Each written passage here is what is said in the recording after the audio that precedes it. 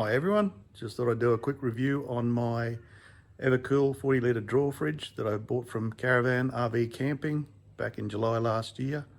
It's been an absolutely awesome fridge. Uses bugger all power. The available room in it is great. Got a good setup here in the back of my Prado.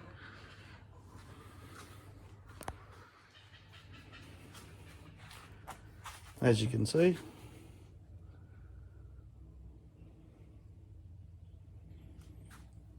it